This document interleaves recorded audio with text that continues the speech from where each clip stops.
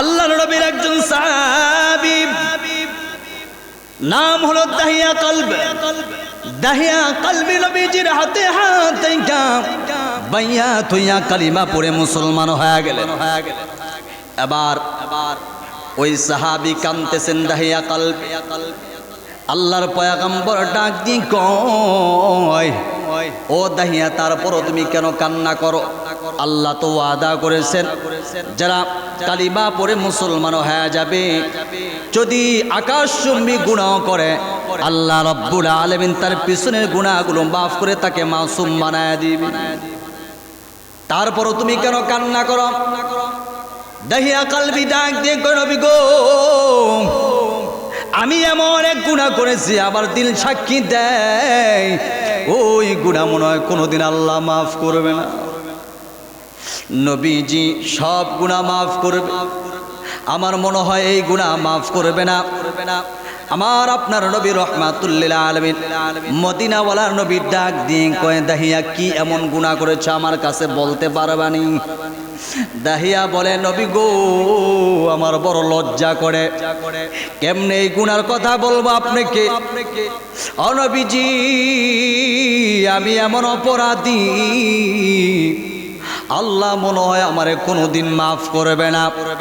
বিশ্ব নবীজি সাল্লাল্লাহু আলাইহি ওয়াসাল্লাম বারবার বলতেছেন, দাহিয়া কি গুনাহ করেছো বলো? এবার দাহিয়া কলবি ডাক দিয়ে কয়, নবী গো, আমি যেই যুগে এসেছিলাম ওই যুগটাকে বলতো আইয়ামে জাহিলিয়াতের যুগ। ওই সময় মানুষ গুনাহ বেবিচার করতো। ইয়া রাসূলুল্লাহ, ইয়া হাবিবাল্লাহ, আমি বিদেশের বাড়িতে চলে যাইতাম। নবীজি, আমি বিদেশে কাজ করতাম, আমার বিবি ছিল প্রেগনেন্ট। আমি বিদেশে যাওয়ার আগে আমি আমার বিবিকে বাড়িতে রেখে বিদেশে যাই। আমার বিবিকে ডাক দিয়ে বললাম, বিবি আমার, তোমার গর্ভে যদি কোনো পুত্র সন্তান হয় তারে লালন পালন কইরা বাঁচায় রাখবা, আর যদি কোনো কন্যা সন্তান হয় তাকে জীবন্ত কবরস্থ করে দিবা। জোরে কন্যা নাউজুবিল্লাহ। ইয়া রাসূলুল্লাহ, ইয়া হাবিবাল্লাহ, আপনি একটু ভালো করে শুনেন। আল্লাহর পয়গম্বর রাহমাতুল লিল আলামিন দাহিয়াতুল কলবির ঘটনা শুনতেছে। ডাক দিয়ে কয়, দাহিয়া বলো বলো কি হয়েছে? এরপরে দাহিয়া কলবি ডাক দিয়ে বলেন, নবীজি গো, আমি যখন বিদেশের বাড়ির কাজ শেষ করে যখন আমি আমার দেশে আবার ফেরার উদ্দেশ্য রওনা দিয়েছি, আমি যখন আমার বাড়ির পথ ধরলাম, রাস্তার মধ্যে দিকে একজন ফুটফুটা কন্যা সন্তান আমারে গলায় জয়রা আমার নাকে মুখে চুমু দেয়। এই কন্যা সন্তানটা বারবার তার ভালোবাসার জালে আবদ্ধ করার জন্য আমার নাকে মুখে চুমু দেয়। আমি আমার এই কন্যা সন্তানটাকে আমার কোল থেকে নামায় দিলাম, বললাম, তোমার বাড়ি কই, ঘর কই, কোথা থেকে আসলাম? তোমারে আমি চিনি না। এইভাবে আমি আমার বাড়িতে চলে আসলাম। বিবির আয়েশা ডাক দিয়ে বলি, বিবি রে, যখন রাস্তা দিয়ে আসতেছি একটা পরীর মতো ফুটফুটে কন্যা সন্তান, এটা কার? বিবির চোখের পানি ধরে রাখতে পারে না। বিবির চোখের পানি ছেড়ে ছেড়ে ডাক দিয়ে বলে, স্বামী আমার, আপনি আমাকে প্রেগনেন্ট অবস্থায় রেখে গিয়েছিলেন। আপনি বলেছেন, বিবি, তোমার পেটে যদি কোনো পুত্র সন্তান হয় তাকে লালন পালন করে বাঁচায় রাখবা, আর যদি কোনো কন্যা সন্তান হয় তাকে জীবন্ত কবরস্থ করে দিবা। আর স্বামী, তুমি যখন বিদেশের বাড়িতে চলে গেলাম, আমি প্রসব করলাম, এই সন্তান কন্যা সন্তান হইছে, যার নাম রাখা দিলাম আমি জামিলা। তুমি যে রাস্তার মধ্যে দেখছো যে মেয়েটাকে, ওই মেয়েটা হলো তোমার মেয়ে। মুসলমান ভাইয়ার আমার, এবার বিবি ডাক দিয়ে কয়ে, স্বামী, তোমার কাছে মাপ চাই। তুমি তো বলেছ আমার পেটে যদি কোনো পুত্র সন্তান হয় তারে লালন পালন করে বাঁচায় রাখতাম, কন্যা সন্তান হলে তাকে জীবিত কবরস্থ করে দিতাম।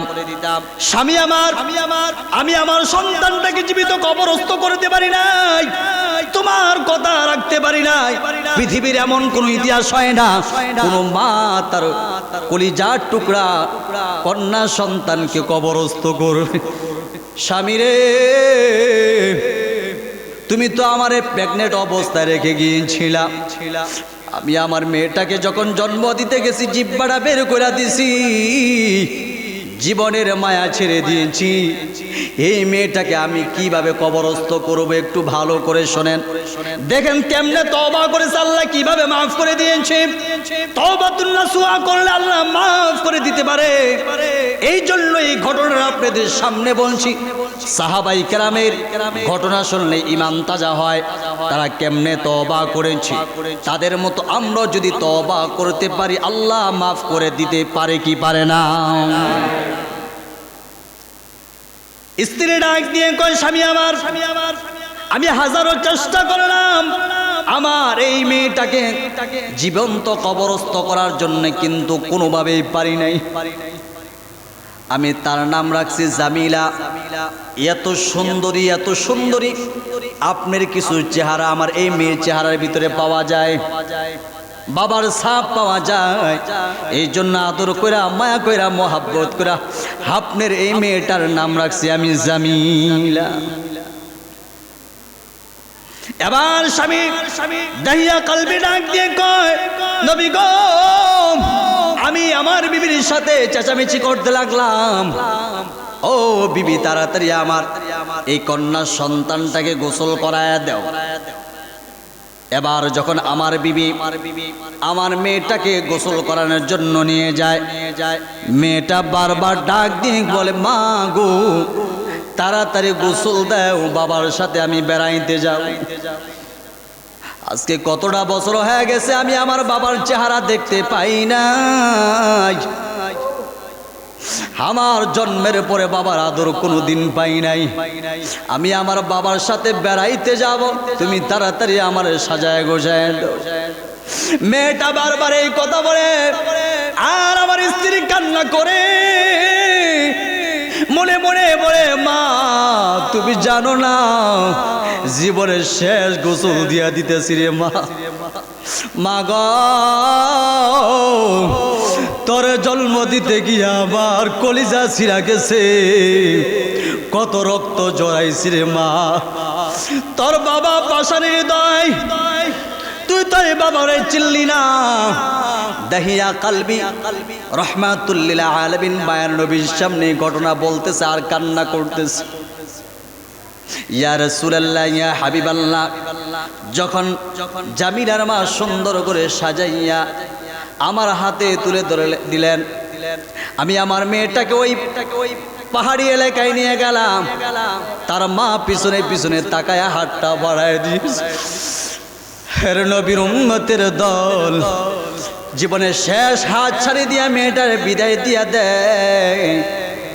আমার এই প্রাসানের হৃদয়টা একটু মায়া হয় নাই। আমি আমার মেয়েটাকে নিয়ে ওই পাহাড়ি অঞ্চলে চলে গেলাম, মরুভূমিতে চলে গেলাম। আমি একটা কবর খনন করলাম, গর্ত খনন করতেছি। আমার মেয়েটা ডাক দিয়ে কয়, আব্বা জান, আপনি এই মরুভূমিতে এত কষ্ট করে কার জন্য মাটি খনন করেন, কার জন্য গর্ত খনন করেন? আমার মেয়েটা বারবার আমারে প্রশ্ন করে, একটা প্রশ্নের জবাব আমি দেই নাই। আমার মেয়েটা ওই গর্তের আশেপাশে খেলাধুলা করে।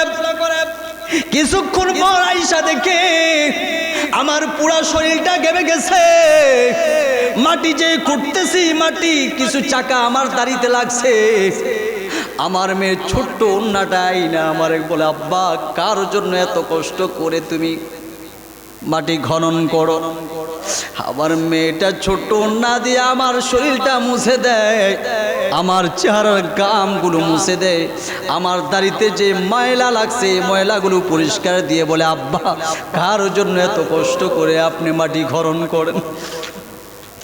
আমার যখন মরুভূমিতে মাটি খনন শেষ হয়ে গেল, গর্ত কমপ্লিট, আমি আমার মেয়ে জামিলাকে ডাক দিয়ে বলি, মা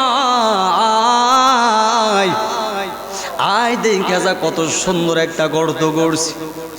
আবার এই শব্দটা শোনার পর আমার মেয়ে আর দেরি করে নাই, দৌড়াইয়া ওই গর্তের সামনে চলে আসলো। আমি বাবা পাষাণী হৃদয়ের, আমার মেয়েটা যখন গর্তে উকি দিল, পিচ দিয়া ধাক্কা দিয়ে আমি গর্তের নিচে ফেলে দিলাম। গর্তের নিচে ফেলে দিলাম, আমি উপর থেকে মাটি চাকা দিচ্ছি। আমার মেয়েটা ডাক দিয়ে কয়, আব্বা আমি যদি জানতাম তুমি আমার আরজাইল হইয়া দাঁড়াইবা, কোনদিন আপনার সাথে আমি আমার মাকে ছাইরা আসতাম না। আব্বা গো, আমি আপনারে চিনতে পারি নাই। জন্মের পর যখন আমার বুঝ হয়েছে, আমি মারে বারবার প্রশ্ন করতাম, মা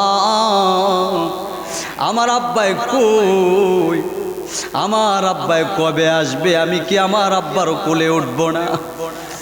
মারে যখন রাত্রে গভীরে উঠে আমি প্রশ্ন করতাম, দেখতাম মার চোখের কোনা দিয়া পানিগুলো দর দর দর দর করে পড়ে।